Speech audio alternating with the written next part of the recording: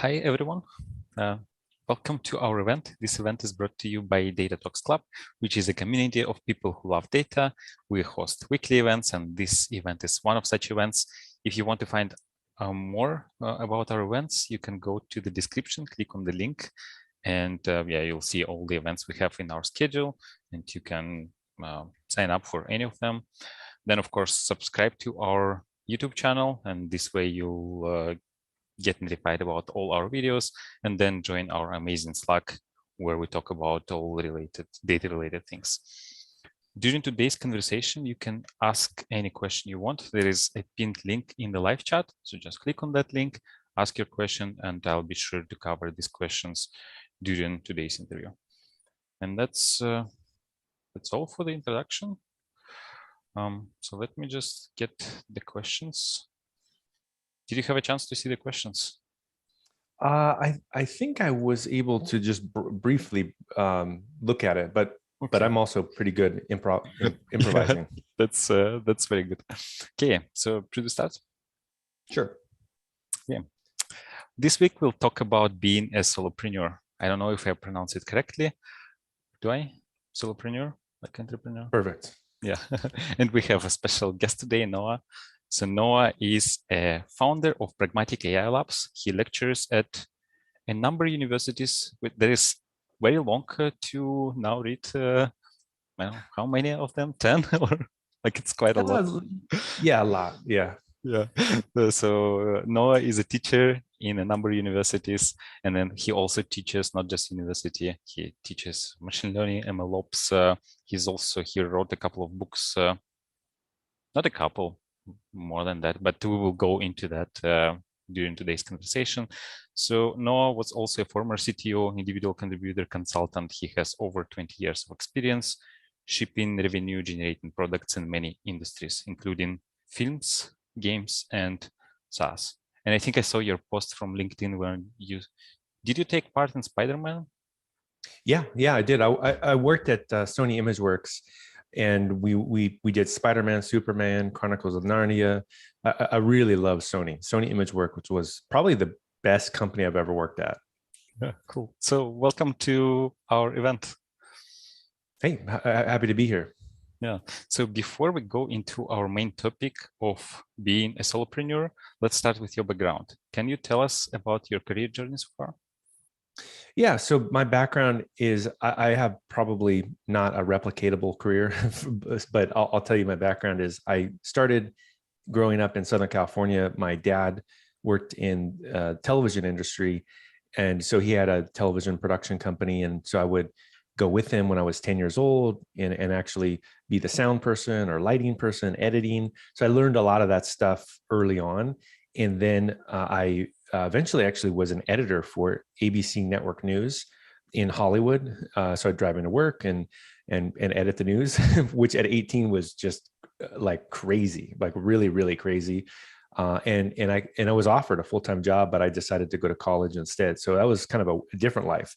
Then I was always very interested in sports, and I had a period of time where I seriously wanted to either be Olympic athlete or professional baseball player, basketball player, or a track athlete. So I had this whole period of time where like I was tempted by it, and I studied nutritional science in college. And then after that, I decided to grow up and get a real job. So then I got a job at Caltech and worked there for a few years. And then I got a master's at Cal State LA, so the public school right next door. I would go there at night, do classes in information systems, which is, I guess, kind of similar to data science today. And then because, at the time when most people know this, in a university, you don't make a ton of money. It was really cool. I met some really, really smart people there that I know even today, but I didn't, want to make more money, right? Like, so I knew that I had all this experience with TV, and I combined all the Python and all the stuff I learned in my master's degree and all the stuff I learned at Caltech, and I got a job in live TV. So I worked in a live TV rental company for a bit. That was, did things like the Big Brother show and those kind of shows.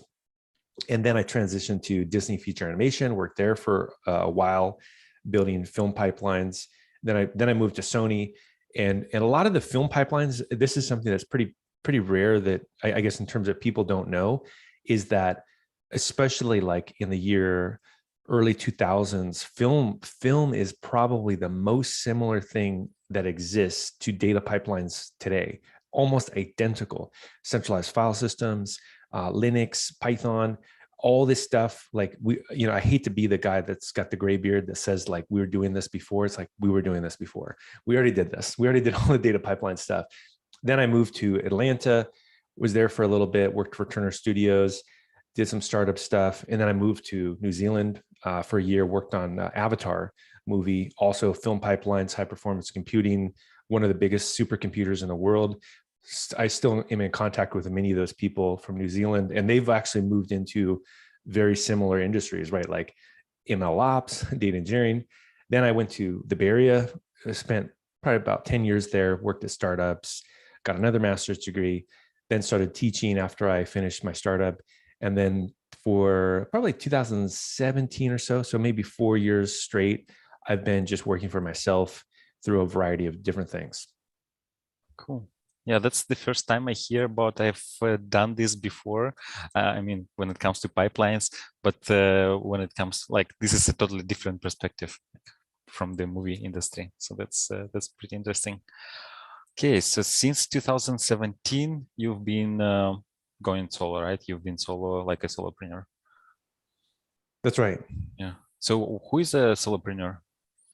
Yeah. So what I would define as a solopreneur is that, I mean, after I had finished, working at a startup, really putting a lot of energy into it, I was essentially the first non-founding person to work at the company. Essentially, there were some other people there, but like in terms of someone that just went in and built the company from scratch, and it took 3 years of time, and just, I mean, I put 100-hour weekend and hired all these people, and we made money, millions of dollars, and all this stuff, and then it just didn't work out. And it was a sports social network, and I just was done. I was like, okay, I'm out. I'm gonna like because I felt like I had put everything in it, and many people there too had really succeeded and made money and done all this stuff. Like, wait, why am I doing this for other people? And also, why do I want to ask for permission to be successful? Like, why should I ask some venture capitalist if I can work for their company? Or why should I ask my boss, hey, can I make more money? Like, why don't I just make money myself? And so that was the emphasis. So I think of solopreneurship just as intentionally being small. So not trying to scale something to be really, really big. And in fact, also building an anti-fragile way to make money. So just like with distributed computing, cloud computing, you have load balancers, you have machines, that you're distributing the load. When you're solopreneur, you should always have, ideally maybe 3 of everything. So 3 consulting clients, 3 different things you're doing in software, 3 things, like whatever revenue stream, diversify, because of the fact that it gives you leverage. And so not necessarily leverage so that you can be a bad person and say, hey, give me more money, whatever, but it gives you leverage. So if someone's unethical, for example, this is one of the things I was just talking to a friend about, even today, that one of the nice things about having diversified revenue is if you don't like the ethics of a company, say, bye, out, next. And I think that's one of the best ways that we could change the world, is if people don't need to work for a company. Like, and I could imagine many people in the Bay Area in particular, maybe they have a $2 million mortgage, and then they're working for a company they don't like. They know it's bad. They know it's hurting the world, destroying it through misinformation, disinformation, and then they have no choice, right? Because they have a $2 million mortgage. Yeah. And so they have to pretend that like, oh no, we're connecting everybody.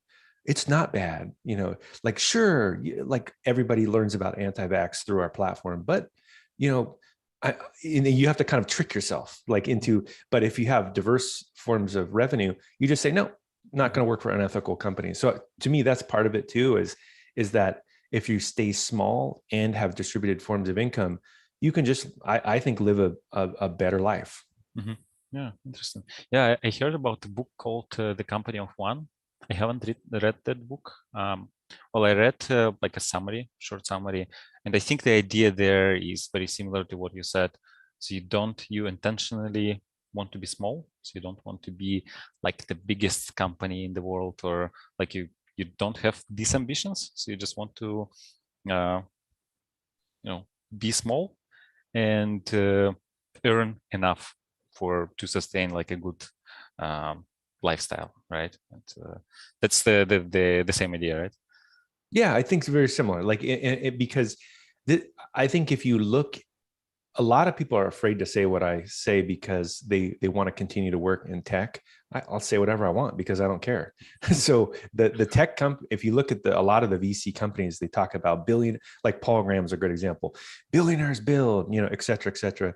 It's like, well, but what are they building? Oh, they're taking people, tricking them into working for less than market rates, and then taking the common goods, like in the case of those scooters, just throwing them on the sidewalks, leaving it for people. Like, no, you made the world a worse place by taking something that was free and exploiting it.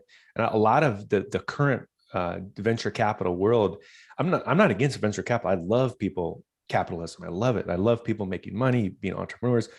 I don't like the exploitative venture capitalists who say we disrupt. It's like, no, you steal from people and you steal the commons and you exploit people by lowering their income. And it's like, I don't want to do that. So to me, that's the opposite of that. I say, no, I don't want to become $1 billion company through exploiting humans and exploiting, the open spaces like congestion from Uber and Lyft and in the downtown San Francisco. No, I don't want to take over the people's sidewalks. Like I don't want to hurt people and make the world a better place, or taking truth like, Facebook has done, completely monopolizing truth, flipping it, turning it into falsehoods, and then monetizing that. It's like, no, like you don't have to do that. So I think that's really the I think many people, especially post COVID-19, it's like, why not just make the world a better place and not work for companies that make it a bad place? Mm-hmm.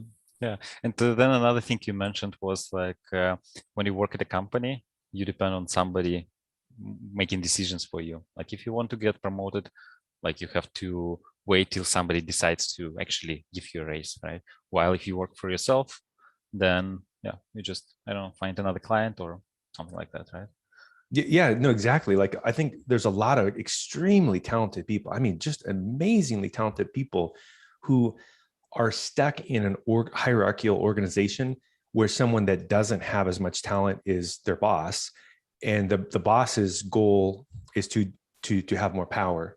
And then all they do all day is they talk to other bosses and then do this and this and this. And then so if someone knows what is successful, they have to ask someone's permission to do something that's obviously correct. And that's, at some point, I think if you're extremely talented, like many people I meet, is you say, wait a second, why would I ask this person to do the right thing? Why don't I just do it? And so that's really the idea, as well as if you know you have actual talent, skills, you can make money, you can do things, then hopefully at some point you ask yourself, wait, why am I asking people to do things? It's just slowing me down from making revenue or doing things that I want to do. And so I call this not asking for permission to be successful. Mm-hmm.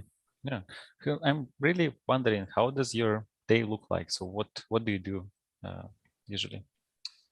So I generally will try to exercise every single day, and wake up in the morning, maybe do like a walk at the beach or go rock climbing. Like I like to do bouldering, maybe lift weights.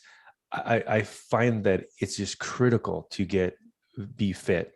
And I could even be, I wish I'm pretty fit, but I could even be more fit. Like I feel like that's one of the things that's really, really important, is to take care of yourself. So get sleep, wake up, do some exercise. And then after that, I just have a list. I have a list of things I need to do.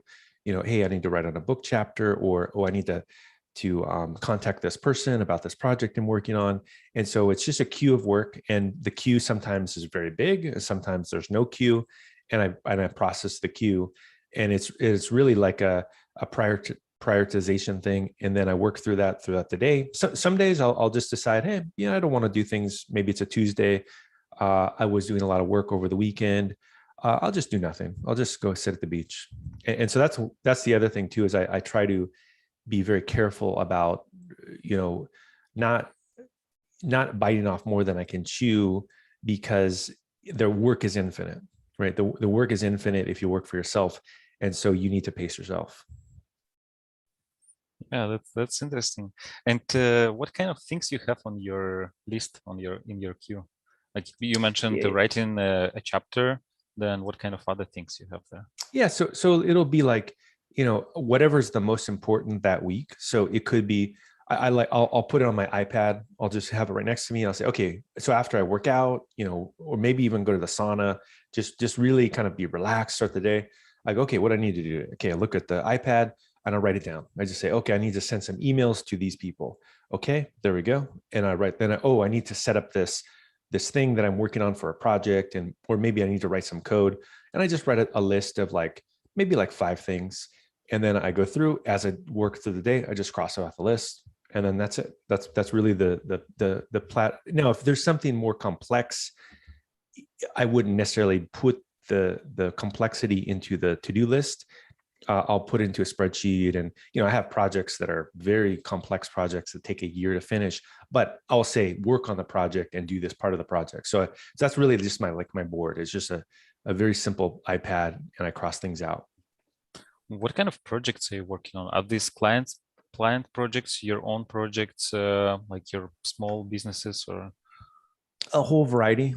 So basically a lot of what I do, I've done different things, different years, but sometimes I'll be, doing training. So I do a lot of work with O'Reilly, a lot of work with other companies as well, like teaching things that I know, like ML ops, data engineering, DevOps, Python. So I do a reasonable amount of those kind of projects where you have to say, okay, here's what I'm going to build. And then I also am working on courses. So I do a lot of work with Coursera. And so those take a while. That could take, maybe 6 months. And I'm working with a group of people. We meet every week and we do a little bit more work. Also some consulting projects. So maybe I'm working with a company and building some solutions for them. So I try to, and then I have, other things like I teach at universities. And so those sometimes I'll have to build a new course or do some curriculum, but I try to keep it so that when you do work for yourself as well, you have to be careful to focus more of your time on exponential versus logarithmic work, right? So in the case of, if you're working on something like, in my case, a course or a book or something that has exponential potential, right? Because many people could read it, or if I put something on YouTube or I put it on LinkedIn, if it's consulting work, that's still good if I'm learning something and I'm able to apply that later. But I cap the consulting type of work so that it probably wouldn't consume more than maybe 20% of my available time. I try to do 80% of my work is more exponential. I mean, it's not perfect. It's not like I'm perfectly doing this, but in general, I try to limit and cap and be very, very selective about the consulting and work I do, because it's not scalable. What I'm wondering, maybe I'm wrong, but this 20% of non-scalable work, is this what makes most of the money, or it's actually courses and it's different? It depends. I mean, it really depends on, what the year is or what it is I'm working on. I think of it more of like, if you were going to spin like a distributed computing job. Let's say you spun up many processes on let's use Python. We'll say multiprocessing module. You write a function, and then you have a bunch of functions that go into a process pool. It's non-deterministic, right? It could be, maybe this process, it takes a long time, and it consumes a lot of CPU. And then you have another process, boom, finished really quick. And then another one's more medium. I think that's the way to think about work, is that if you have some things where you don't necessarily need to be thinking about them, and they have some form of exponential potential, or at least linear or super linear potential, like renting a property out, that's not bad. I mean, it's not exponential potential, but at least maybe linear or super linear, right? and then you also have some things that are maybe could take a long time to work out. Like if you write a book, I mean, who knows? I mean, maybe it's a dud, maybe it does nothing. So I think that's the trick, though, is it very, very similar to doing, computer science, distributed computing, is that you have to think about things in terms of you're okay with whatever happens, like that, but you have lots of different work in parallel happening, and it doesn't really matter which one is necessarily like a big win, because the thing that you have to be careful about with consulting is it's very tempting to start making a lot of money from a consulting client, and then that's all you do, and then you're not actually a solopreneur anymore. You're working for somebody else. This is called something different. And when you work for someone else, even as a consultant, even if it's a lot of money, let's say $500,000 a year or $1 million a year as a consultant, then you can't do anything that's exponential. Like so you don't have, you're basically your virtual machine is the CPU is 100%, right? So you can't spawn any more processes on that machine. That's all it does. So you don't have the opportunity to profit from some kind of exponential work. And so that's again why I try to limit the consulting to be, it's good because you learn things when you do consulting. It's really fun. You make contacts. I love consulting, but that you, at least for me personally, I mean, there's people that do consulting and that's all they do, but I want to save most of my time for exponential work. Because I'm a book author myself, so I've written 3 books. 2 of them are doing pretty bad. So they, like last quarter, so my Mastering Java for Data Science book, so like 10 copies were sold probably. Like it's nice to have to write a book, but then if nobody buys it, so it's not like what are the bestsellers right now. So I'm not making any money from this book. So then another book that I have is like maybe I have 300 per month from this book, so it's also not impressive. Yeah, so that's why, like, if you invest a lot in these exponential things, but not of them necessarily give you exponential return at the end. Yeah, I think so I think that's a good thing you bring up, which is that there is no silver bullet, right? Like, so $300 a month, for example, is probably not going to make many people be able to survive. But what if you had $300 a month, right? Then now it's interesting, right? Now it's interesting. Now, but this is, I think, the dilemma of this, the cold start problem. It's like saying you're building a company and you want to get a bunch of users, and you say, hey, we have such awesome technologies, people would love the thing we built, but no one's here, no one's using it. Yeah, you have to, that's the hard part. that's the hard part, is that there's probably no perfect formula for how it could take, it could take a few years. It could take, and it could be that maybe a book does nothing, and who cares if the book does nothing, if you're very like opportunistic, because there's other things you could do that are beyond just writing a book. Like, right, you could write an application on the iOS store and put it there. Who knows? Maybe someone buys it. Like, so but it's really I think it's more of a mindset, which is that, do you want, it's a little bit like if anyone's heard of the movie, The Shawshank Redemption, where, the lead person in the movie, Tim Robbins, is falsely imprisoned for life in a very bad prison, and bad things happen to him. And then he works for a while. He works for a long time, digs his way out with a spoon, and escapes. And I think the thing about escaping from working for unethical corporate companies is you should think of the movie The Shawshank Redemption, and you need to build the poster, and you need to use the spoon, and it's going to take some time, and you're going to need to dig that tunnel. But what do you have now? You're free. So freedom isn't like that. They have the expression, freedom isn't free. Like, if you want to be able to wake up every morning, look at the sun, walk at the beach, walk in the park, decide what it is you want to work, like it will require sacrifice. And so if you don't want to be free, just stay in prison, just stay inside, just like the other character that It's went very back to prison, motivating. Yeah. Okay, so to sum up, so what you're doing is you're doing courses like Coursera and then also universities. Then you're doing a lot of training and teaching through O'Reilly, like about MLOps, data engineering, and then you also do a bit of consulting. So you try to devote 20% of time to consulting, and then the rest would go to your teaching activities, right? Is there anything? Exactly. Is there Yeah, no, and anything? there's more. Yeah, there's Okay. more. And so the other thing too is then, so that's the formula.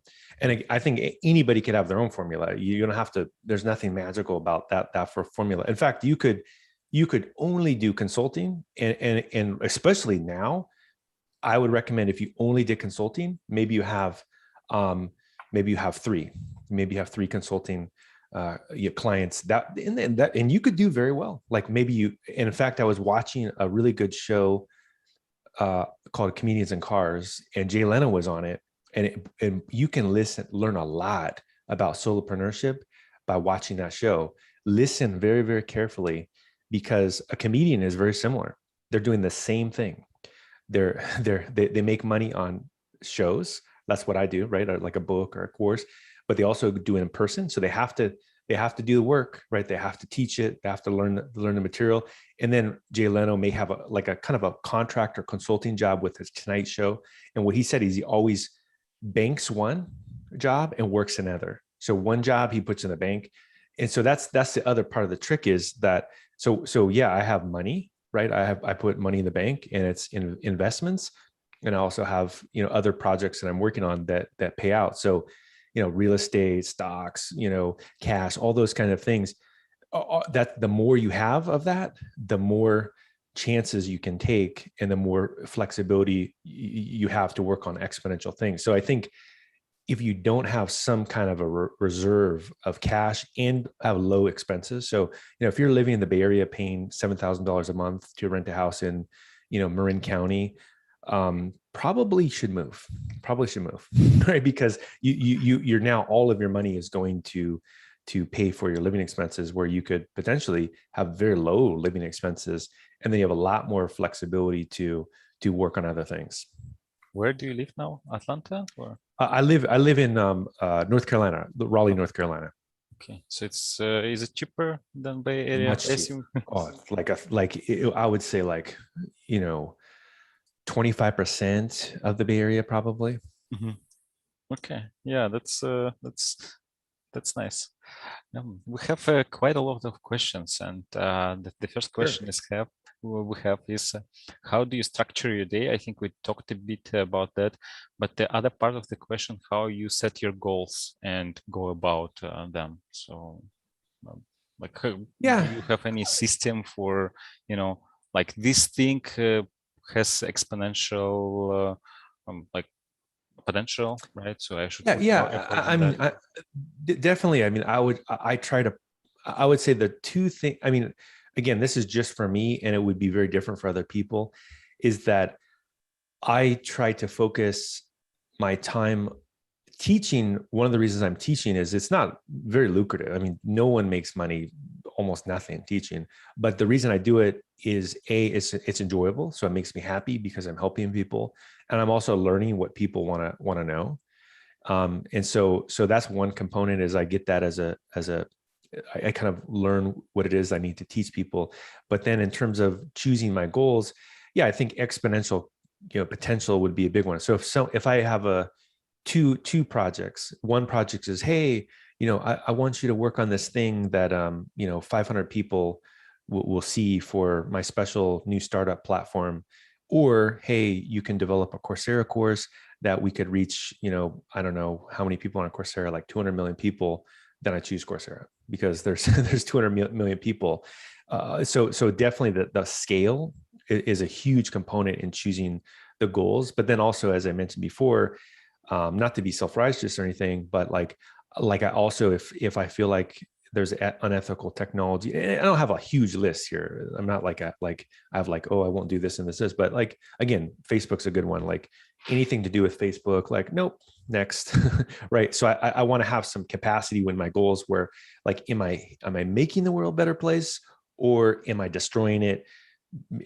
I'm fortunate to be in the place where I can choose to not work on things that I feel like are destroying the world. So that's the ethical component, the exponential component, and then also like is there a capacity for me to work on things asynchronously?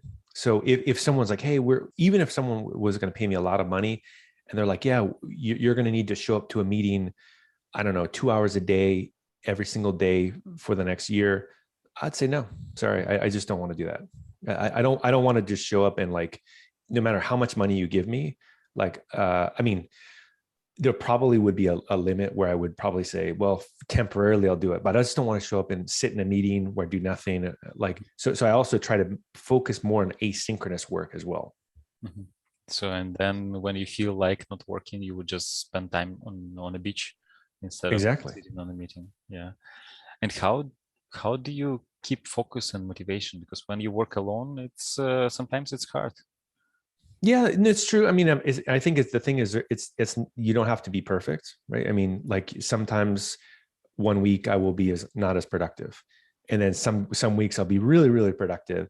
And so I think part of it is just being okay with the fact that you don't have to be perfect. I mean, and then I think the other part of it is that naturally, as you get projects, you have to finish it. I mean, it's like if you think about most people, they brush their teeth every day and they take a shower and like you have no choice. You have to do this, right? Like if you're working on a project and it's got a deadline, you have to do it. So there isn't like really a lot of wiggle room in terms of stuff. So that's probably one of them as well. And then I think also if you're happy about the thing you're working on, and that's why I mentioned that not being involved in meetings and like BS work, or like the people you're working with are very unpleasant or unethical, then like, yeah, it's not going to be motivational. Like, if someone's like, hey, let's figure out a way to spread even more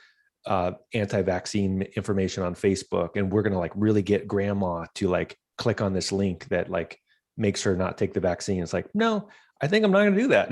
Like I'm going to focus on stuff that makes me happy. I feel like I'm doing good work. And I think that's a big part of it, is if you're able to be really happy about what you're working on, the motivation will come. Mm-hmm. And how much time do you spend working every week? Like on average, is it more than 40 or less? Yeah, that's a good question. I would say probably 40, 50 hours is probably what I work. Mm-hmm. On average. It could be really wild. I mean, mostly 40, 50, but maybe one week I work 10, and then some weeks maybe I work 80, but typically it would be 40, 50. Mm-hmm. Because I imagine if you're working on a book and then there is also a course and then there is also a client, and I know that maybe for you it's easier because you've written many books, but sometimes like for me, I was struggling a lot with writing because I know that, hey, now the publisher is pressuring me and I really need to sit down and write it, but it's just so difficult for me to sit down and write it. And then there is also this other project, like the client is, I don't know, messaging you saying, hey, when we would be ready. And then you also have a course, and then people are waiting for this course. And then, yeah, so I imagine that. I've been, I've had all that. But what I would say, what I think about, I think it's just a perspective, is that whatever I think about that, it's like, oh, I got to do this course and I got to do this and I got this, all this stuff. Oh, the way I think about it is like the suffering that I'm undergoing, of like, wow, I really feel pressure, et cetera, et cetera. It's actually like a reminder of how good my life is. So like the fact that the people want me to do work for them, and I have all these different projects that I don't have a boss, it's almost like a reminder. It's like, hey, remember, you don't have a boss. You can do anything you want. Oh, okay. And then it's like, I'm happy. It's like, oh, I get to work really hard. Yay, this is great. So I think it's just a way of looking at it, is like the more pressure you're under when you're working for yourself, that's actually that's a sign that you're successful. Okay. And then since you don't have a boss, you can just say, you can just stop working on this at any time, right? Yeah, just do what you want. I mean, do try your best, and like if obviously you can't just not do things, but like things happen, and you can always tell someone if you're really really overwhelmed, you just can't finish it. You just be honest and say, hey, I'm a little bit slow on this one. I really apologize. I'm never late most of the time. Give me a couple more weeks. I'm finishing up this other project. Yeah, just there's nothing to it's yourself, right? You can just be as nice to yourself as you want. You can be mean to yourself, or you can be nice to yourself. Why not be nice? Okay. Yeah. So since how many books have you written so far? I think we're 8 books, maybe. I think I've run 8 books. I've done 3 for O'Reilly, 1 for Pearson, and then I did 4 self-published books. So I think it's about 8. Oh, cool. So how does what's your self-publishing experience? Like, is it better than working with a publisher? I think, there obviously are benefits to doing with a publisher. I mean, I would say I'd probably prefer to have a combination of both, where I would say every 18 months or so, I want to try to publish like a book with a publisher, right? At least for me, which is maybe a very unusual. I don't think most people, that's even probably good advice, right? Because it's a very specialized thing to do. But part of it is that I'm as a consultant, I'm spending all my time trying to be at the cutting edge. And so I like working with publishers like O'Reilly. I really like that company. I think they're ethical. I like the founder of O'Reilly. I like the president of O'Reilly. I like everyone. They're very, very good people to work with. So it's fun for me every 18 months. Now, if I'm also just happen to be working on something and it makes it easy to put it into a book, yeah, why not? So I think of the self-publishing more of like kind of like accidental products, where it's like, hey, I already have this stuff. Why don't I just put it into a book? And then the publishing stuff is a little more intentional and a little more serious. And I think the quality definitely improves when you have really, really talented people like O'Reilly, for example, working with you. Yeah, and also pressure from the publisher, I guess, helps. Because like if I didn't have a publisher for my last book, I don't think I would have finished it. Like I would just give up. But then since they were constantly writing me saying, hey, how is this chapter 5 going? Then yeah, one day I'll just would sit and finally finish it.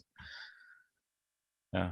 Yeah, I mean, it doesn't hurt. I think, again, I don't know if it's maybe good advice to tell people, hey, write a bunch of books. Because as you mentioned, like, I think it's probably lower probability of like a lot of income. It's more prestige when you write a book. But for me, which is in a very specialized, unique area that I'm in, I just happen to be spending all my time learning the latest stuff. And so it's an artifact of what I'm already doing to write books. And yeah, so the question that we have is also about the book. So the question is, how do you plan books? Because it takes a lot of time. And then like you have a topic, let's say MLOps, your latest one, your latest book. So then there's a topic like a big thing, right? And then you somehow need to chunk it to understand which chapters are there. And then for each chapter, you need to put something concrete. So how do you go about doing this? Yeah, I think that's a good question. The step one, you must do an outline. Must. If you don't build an outline, you will not build a book. So that's by far the most important part. And it's pretty easy. Like if you want to flesh out, if anyone ever wants to write a book with you and you want to figure out if they're serious or not, just ask them to help build an outline. The people that will never write anything won't do it. So that's an obvious one. Like it's a great way to weed people out. Once you got the outline, then I personally like to build projects first. So I would build some projects for the chapter, maybe put those in GitHub. And then once I build the projects, then to me, the book writes itself, right? And then you just go through, you just grab what you're working on, you say this and this and this, especially if you're already doing that work. Like, let's say you're working at Twitch, for example, and you're a backend engineer. I happen to know someone who works at Twitch. We're a backend engineer, and you're doing a bunch of stuff with HTTP APIs, and you're already doing this documentation for work, and you're doing all this stuff. Like, you already wrote it. You may not be exactly, but like you wrote it somewhere already, and/or it's in your mind. Just do the. I think a lot of times people, they get stuck and they hurt themselves mentally. They're like, oh no, it's so stressful. But it's like, wait, don't reinvent something. That's the other part, is like, don't do work really hard.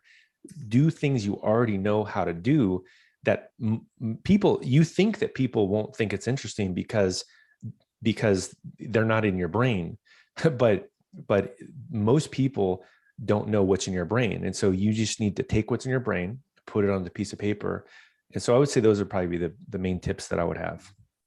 Yeah, it sounds easy, but taking something out of your brain and putting this on paper takes time. And yeah, so how often do you publish books? Like, is it every year? I think you said every year and a half, right? Yeah, year and a half. That's like I think for me, it's like the last several years, I've definitely done that, at least a book a year. And so it's more of like a combination of, it's enjoyable to me to do it, and like I have the time to do it, and that's part of my strategy of just forcing. It's really like a goal. It's like, so if you said to someone, hey, why do you run marathons? Like, most people know someone that's run a marathon. Like, why do you do it? Well, it's just something to do, right? Like, it's like I train for the marathon, and I have a race at the end of the year, and like it keeps me, like, it's just like kind of a fun thing to do to stay in shape, is to run a marathon. I think writing a book, if you do become someone like me, like writing a bunch of books, it's just a great way to be relevant, right? And stay up to date, is just keep writing a book. Mm-hmm. Yeah. So still taking stuff out of your brain and then putting on paper requires time, right? And then also practice and skill, and then eventually you become better at this.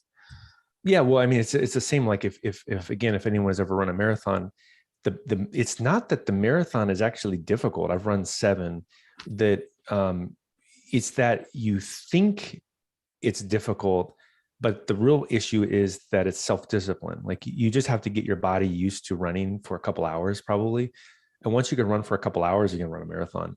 And so it's really like just the feedback loop of, oh, yeah, it's actually not that bad. Because a lot of running a marathon in particular is that your mind is like telling you, this is bad, your body hurts so bad, no, stop this. It's like, it's tricking you, telling you like, oh, this is all, but it doesn't hurt, it's not bad, and it's relaxing, and you can just run for a couple hours and just relax. Same thing, like, really, a book is not that bad, but it's you think it's bad and so you torture yourself, but actually you just have to do it. You just have to put it onto paper. But the more you do it, the more you realize, like, yeah, of course it takes some effort, but it's not as bad as I think people think, the more you do it.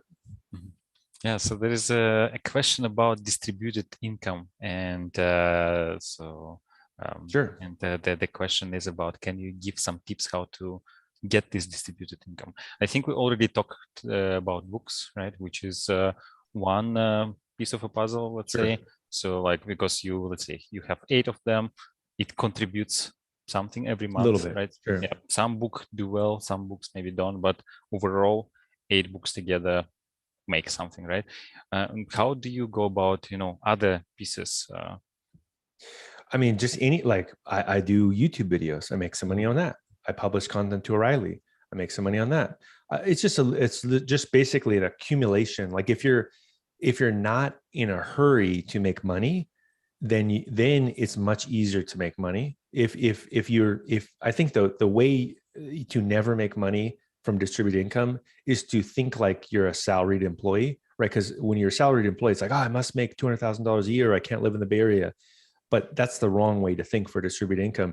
What you should be thinking is, how can I make $200,000 a year in 10 pieces? And it may take 5 years, or it may take 3 years to do it. And it's even better if they're not related. Like, so, a book, yeah, maybe a book is a little bit, maybe. So let's say you need to make $10,000 a month. maybe $1,000 from books comes in, but what else could you do, right? You could also build an app, right? Maybe the app gets lucky. Maybe it does 2,000 a month. Oh, now you're at 3,000. Okay, it's like points on the board in a basketball game. Okay, well, what's next? Well, maybe you could buy a duplex, and then you do a little consulting first, and you build up a lot of money. You buy a duplex, you rent out one side. Oh, now you have another 2,000. Now you're up to 5,000, and then eventually you add up the pieces, and they're all different and they're unrelated, right? So the real estate market all of a sudden goes, oh, it's horrible. Who cares? You have the other money. Likewise, the book, nobody buys your books. Who cares? You have the real estate money. So that's kind of the idea, is to be patient and to think about it. It may take a while. It may take a while to build up all the things, but also I think it's much better to not go all in on one thing, because anything can happen. And part of it, again, is probably lowering your income, lowering your expenses by moving somewhere cheap, and also saving, if possible, a bunch of income. If you are working at some FANG company or something like that, I mean, like, if you could move, bank the majority of your money, and then you have a pool of cash, way easier to do all kinds of distributed income, because you have it's a lot like in California, they have all these droughts. But if you think about it, like, how does the whole water system work? You have a lake. Inside of the lake, it's full of water, and there's water coming out, and there's water coming in to the lake, right? And so you need a lot of water in the lake if the water is coming out, right? And so you need to put lots of streams feeding into the lake. So I think that's another analogy, is like, the bigger your lake is, the more time you have to find other streams to put into the lake. The smaller the lake is, the more chances you have to take and potentially get yourself in trouble. So it is helpful to have a pool of money while you're getting started. Mm-hmm. Yeah. So, but do you need to be financially independent to start? Like, do you need to have I don't. like, so, or you can start with being like a full-time employee? Yeah. Why not? Yeah. I think, yeah. Why take chances for no reason? It would be like the same thing if we go back to that movie, Shawshank Redemption. Like, it's like, can you escape prison, without digging a tunnel? Yeah, you can. But what if you get caught? Right? Like, so it could be very risky, right? But what he did was, I think, the right strategy. Is, hey, he's going to take his time. This is take his time. He's still pretending like he's happy every day. He's friends with the warden of the prison. Just, again, be happy with your boss. Meanwhile, you're slowly digging through the tunnel with a spoon. Every day you take it out to the yard, drop it off into the dirt, but there's no rush. Mm-hmm. And what could be this tunnel for somebody working as a full-time employee? So book, course, or consulting gig, or book consulting. I mean, and again, I think that's why having low expenses and a lot of money in the bank, like, the more money the better. You can basically start to put streams into. I mean, here's another example. Like, if you have enough money in the bank, you could buy a stock that gives you dividends. You're done.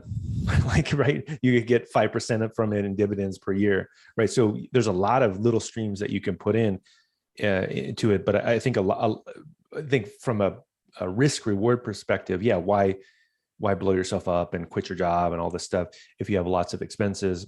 Mm-hmm. Is it's much better to slowly build stuff. Yeah, network with people, find out some consulting clients that you can work with.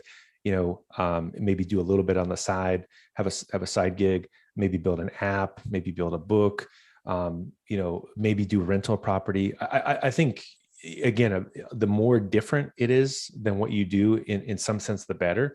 Like, if you had money in investments, like, index funds or something, and then you had money in stocks, and then you also had some consulting projects, and all that was happening while you're working at a full-time company, and then you also have, a good reserve there and low expenses, a lot more flexibility to try things out.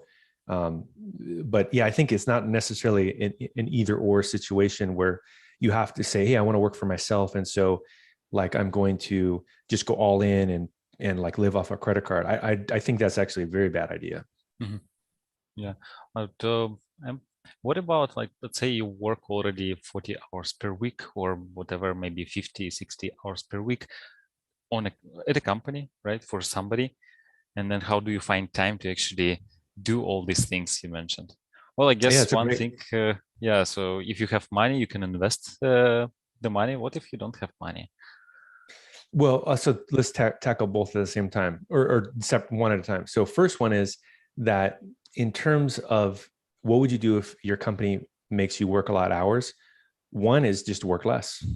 Like just don't work 40 hours a week. What are they going to do? Fire you? Mhm. Say, no, I work 40 hours a week.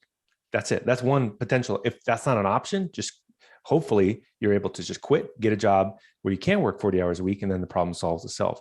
I think sometimes the simple solution is obvious. And I think maybe startups in general are a very bad bet for most people. If you're financially independent, yeah, okay, maybe a startup is okay. But if you're not financially independent and you live paycheck to paycheck, like why work at a startup? Why not just work somewhere that you don't have to work 60 hours a week, where you work 40, and then now you have 20 hours a week to spend on yourself. So I think that's a big part of it. Another one is get rid of the commute, right? So go somewhere where you can work remote. I mean, commute could be 2 hours a day. So I think you can definitely figure out a way to work less at your job and also just be better at it, especially if you're remote. I mean, I think most software engineers could probably work 4 hours a day and be totally fine. And then you have the rest of the day to do whatever you need to do, as long as you're really efficient, zoned in, you're caffeinated, you're ready to go, just get your work done. So that's one part of it. The second one, yeah, if you don't have any money, I would say it's pretty simple: profit and loss, right? Is if you don't have a lot of money, in my opinion, get out of somewhere expensive immediately. Mhm. Go to the cheapest place you can. Again, because it's a goal. Delete your expenses to 25%. Then now that you have low expenses, now you have money, and then start putting that money into the bank and save it. I mean, that's the easiest possible way to do it, and then start building more projects. Mhm. But I imagine, let's say you work in the Bay Area and you have to live there, right? If you go to some other place, then the salaries you have there are lower. Well, now I guess with the remote work thing, it's better, but still, mm, like in the Bay Area, you get more money, but you have to pay more to live there. I mean, if that's true, I mean, well, I don't think that's the case. I think Uh-huh. anybody that's in the Bay Area can move. But let's just say, let's take the experimental argument there. I would say, okay, then move to a bad part of the Bay Area that's cheap, Mhm. right? Okay. And move into a smaller house and take another job where you have to work less. Uh-huh. Because again, it's like, are you betting on yourself or are you betting on other people? To me, I think many talented people should bet on themselves, not their company.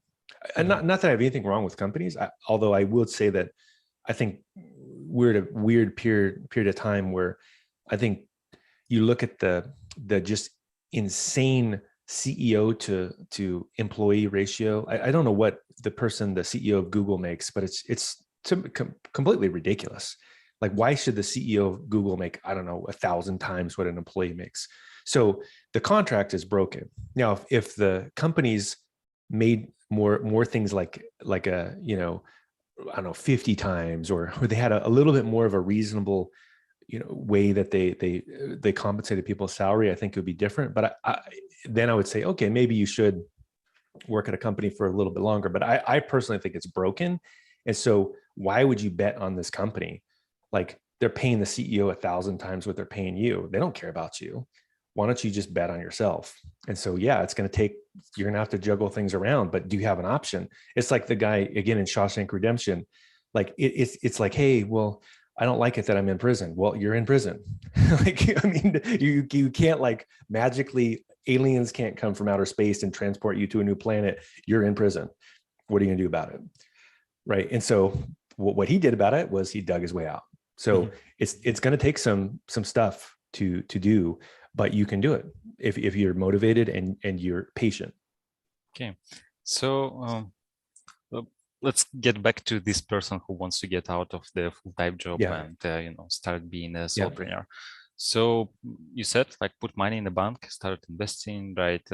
Then you can work on courses, on books, and then you also mentioned you can start getting consultant gigs, right? Like consult people. Um, and yeah, so once you have these things, when is the right time? Like, how do you know it's time to quit? And when you have enough money, or Yeah, I think that's a good way to do it, right? If you have enough money where you feel like you're not putting yourself into financial jeopardy, then I think that's a good time that you can quit your job, because there's now like a balancing act where if once you know you have the ability to make money, then the more time you're at a company, you're losing your own money, right? Like that's the one where it's obvious. It's like, wait a second, I'm making way more money on the stuff I'm doing on the side than I'm doing at my company, and I don't like my company, and like it's just not exciting. Like, why am I here? That's the obvious time to quit. Mhm. Do you think building network is important for being a solopreneur?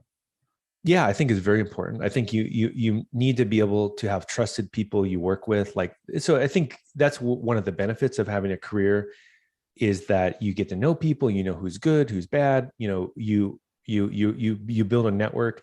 So I think while you are working at a company, I think my recommendation would be, and this is probably non-conventional, I would say do not be a middle manager. I think it's especially for solopreneurship, avoid any form of management at all, because you're deleting your value.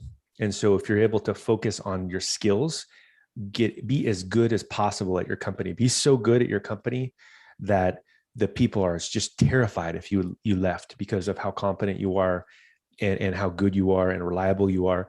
And that helps build your network, and then also helps build your skill.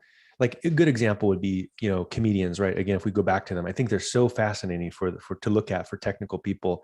Is the person that's booking a famous comedian like Jerry Seinfeld, who cares about that person? Nobody cares about the manager. Nobody cares. They want to see Jerry Seinfeld do a comedy special, right? So the same thing.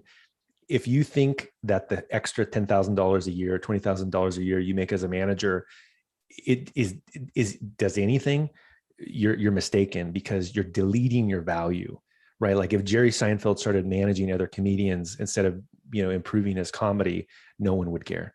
So that I think is also really critical as you're moving, is impress people and get very good at what you do, so that you're extremely valuable. Because what may happen as well is that the opportunity may present itself in the company because another person wants to do some kind of side project and hire you to do it. They're like, wow, you're the smartest person in the company at this. And that because you're just so impressive, then they give you a consulting job. It may just come to you. Mm-hmm. So basically, the best tip for building network is be good at things. Do not go into middle management and just talk to people around you, right? Exactly. And I guess be visible, because if you're good at something, then you also should tell people about that, right? Otherwise, they will not find out about you. Yeah. Yeah. Well, that's why writing a book is helpful, right? So just be, and I yeah, just be so good that people know who you are. And, but maybe that's why you write the book. But also when you're at your work as well, avoid, because again, if your mission is to escape the prison, avoid anything that is counterproductive to that goal. So like engaging in useless meetings, office, water cool chatter, like company retreats, anything that's optional, just delete. Get better, just get better. Improve yourself, because you're doing something different. Everyone else is still walking around the prison. You got to go back to your cell and open up that poster and just start digging through, because you got to get out. Yeah, so I see that we should be wrapping up, but I have one question that I really wanted to ask you.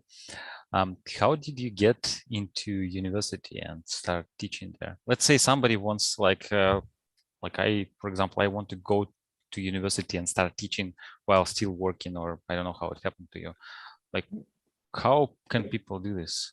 Yeah, I think that's a great question. I mean, part of it is exactly the advice I just said, is be good at what you do, and then people will reach out to you. That's right. So if you're really, really good at a subject, and then you stay in touch with your professors, right, and you're networking, and you write a book on it. In my case, it's just professor came to me. They're like, hey, you teach machine learning. Can you teach this class? There we go.